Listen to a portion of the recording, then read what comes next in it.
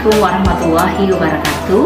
Perkenalkan, saya Tri Utami, dosen dari Prodi Pendidikan Islam Anak Usia Dini peserta PKDB tahun 2024. Di sini saya akan menyampaikan video praktek pembelajaran untuk mata kuliah konsep besar pendidikan anak usia dini semester 1. Selamat menyaksikan. Assalamualaikum warahmatullahi wabarakatuh.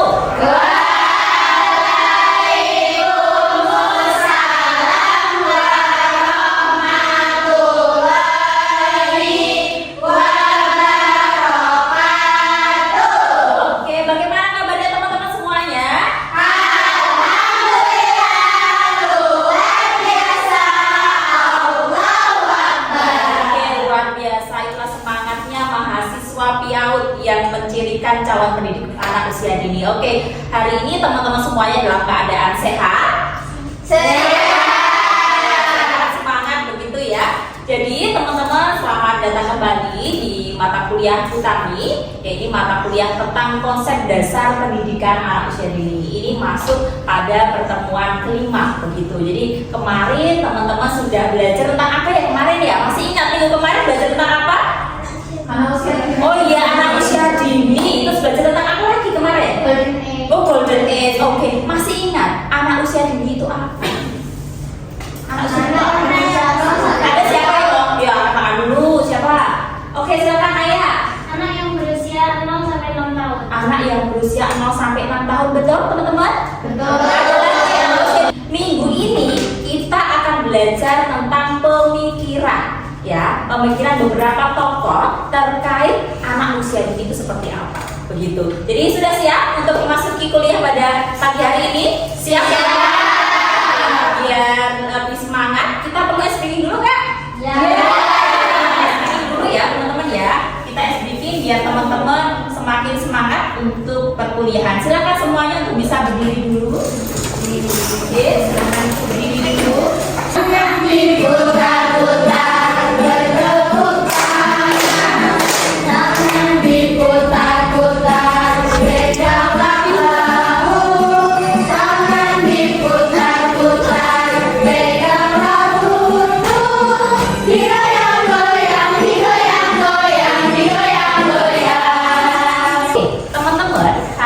Seperti yang kami sampaikan tadi bahwa kita akan belajar tentang pemikiran begitu ya, pemikiran tokoh-tokoh tentang pendidikan anak usia dini. Oke, sekarang kita tebak dulu.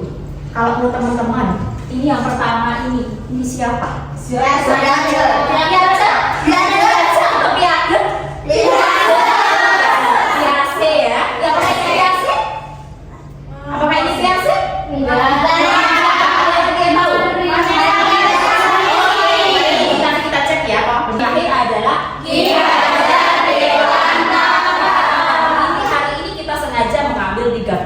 Yang memang terkenal di dunia pendidikan anak usia dini, terutama tentang anak usia dini. Yang pertama adalah Maria Montessori, yang kedua adalah itu dari tokoh Barat, kemudian yang kedua dari tokoh Islam ada Al-Ghazali, dan dari Bapak Pendidikan Indonesia ada Bapak Kiai Hajar Dewantara.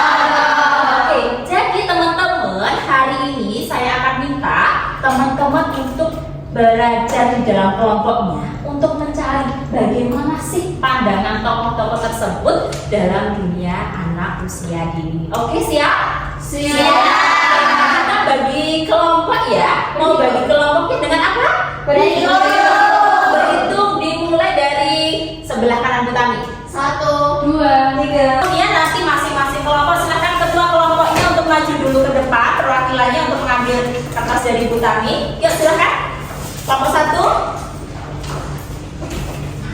Oke, nah nanti teman-teman di dalam kelompok silakan teman-teman mencari dulu dari beberapa referensi, kita teman-teman bisa diskusi di dalam kelompoknya untuk melihat kira-kira pandangan beberapa tokoh ini terkait anak usia dini seperti apa. Kalian tulis di dalam kertas ini, dibikin peta konsep. Kemudian nanti teman-teman kita akan cek sama-sama. Oke, siap?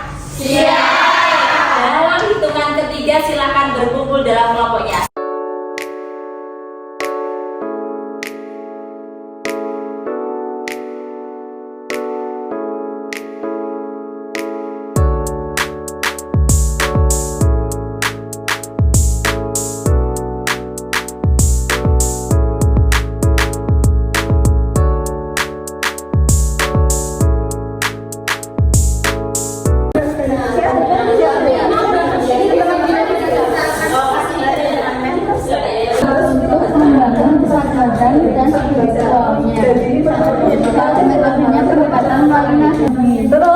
Tuh ada itu artinya. Ke kelas ke tempat duduk masing-masing. Silakan teman-teman untuk kembali lagi, tidak perlu berkelompok, boleh sekarang duduk di kursinya masing-masing saja.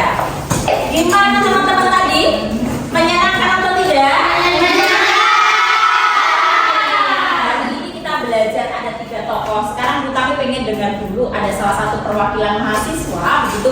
Siapa yang ingin menyampaikan hasil pertama diskusi dari kelompok kalian sesuai yang kalian peroleh tokohnya. Kemudian bagaimana teman-teman tadi ketika pulaan ya, atau teman-teman itu berkunjung bertamu ke kelompok yang lain untuk membahas tokoh yang lain. Siapa yang mau menyampaikan? Silakan angkat tangan. Siapa yang mau menyampaikan? Ya, oke. Yang tadi saya dapat di Hajar Dewantara itu pendidikan itu harus sebagai pendidikan anak sebagai pusat pembelajaran. Terus prinsip utamanya prinsip apa ya istilahnya? Pola asuh yang prinsip utamanya salah satunya itu ada yang pola asuh yang ngarsa langsung keluarga, yang madya mangkasa dan tuturi yang lain. Oke, terima kasih. Oke teman-teman, itu tadi 3 tokoh yang sudah kalian peroleh begitu ya dari masing-masing kelompok, dari hasil diskusi kalian. Oke, Utami akan menjelaskan sekilas begitu ya. Yang pertama itu tadi tokohnya adalah Maria Montessori. Jadi ketika berbicara Maria Montessori, tentunya teman-teman tidak asing lagi nanti selama semester-semester berikutnya kalian akan sering mendengar Maria Montessori. Maria Montessori itu merupakan seorang psikolog begitu, dan asalnya beliau seorang dokter. Concernnya terhadap pendidikan anak usia dini luar biasa. Jadi menurut Maria Montessori bahwa pendidikan itu berbasis potensi dan kebutuhan anak. Jadi memang benar bahwa di PAUD nanti teman-teman harus dalam memberikan stimulasi sesuai dengan kebutuhan anak.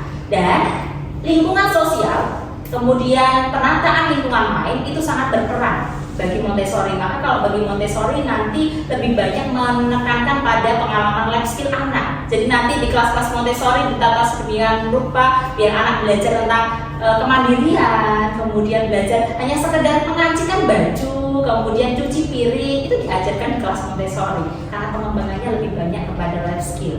Jadi nanti penataan lingkungan main itu sangat berperan dalam pendidikan anak usia dini.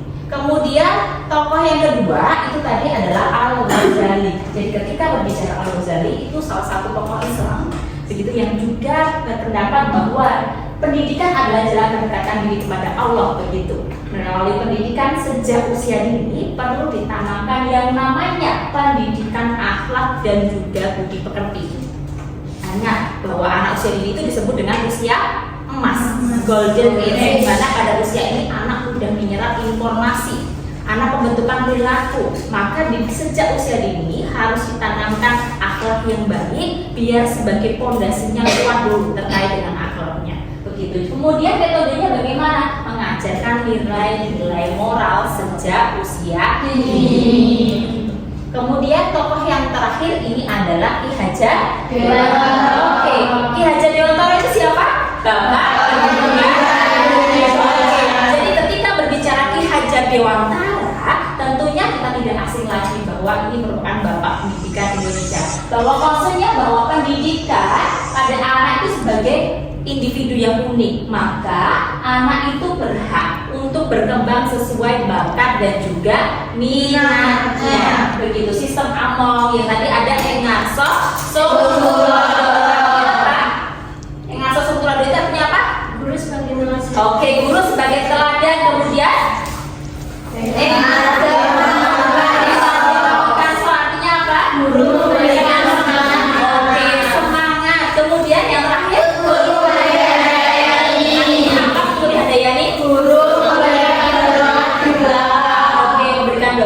sebagai guru, teman-teman nantinya harus memberikan teladan, memberikan semangat, dan juga selalu mendorong anak-anak berkembang sesuai dengan bakat dan juga minatnya.